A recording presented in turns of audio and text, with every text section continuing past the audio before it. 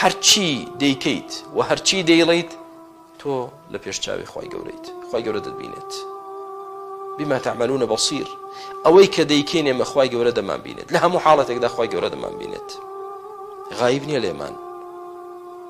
کەواتە خوا زانایە بە کردەوەکانمان، خوا بینایە بە کردار و گفتارەکانمان، هیچی ئێمە لە خوا شاراوە نییە.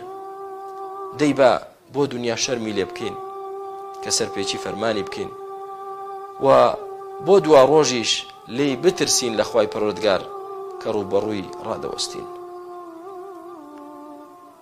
چەند ناڕەحەتە بەرامبەر خوا بوەستیت، خوای پەروەردگار کردەوە ناشیرنەکانی خۆی نیشاندات.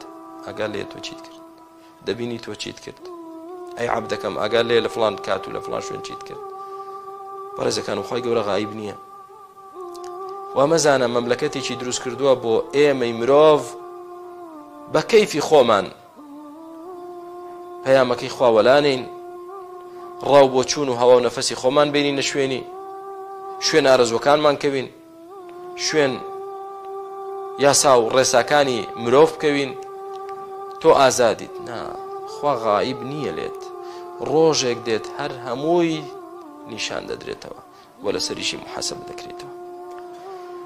داواکارم لە خوای پەروەردگار بۆ خاتری ناوە جوانەکانی سیفاتە بەرزەکانی وامان لێ بکە، شەرمی لێ بکەین، لێی بترسین، وامان لێ بکە هەز بە مراقەبەی بکەین، هەز بە چاودێری خوا بکەین، وامان لێ بکە هەز بە مشاهدەی خوا بکەین و کە ئەنەما ئێمە خوای گەورە دەبینین.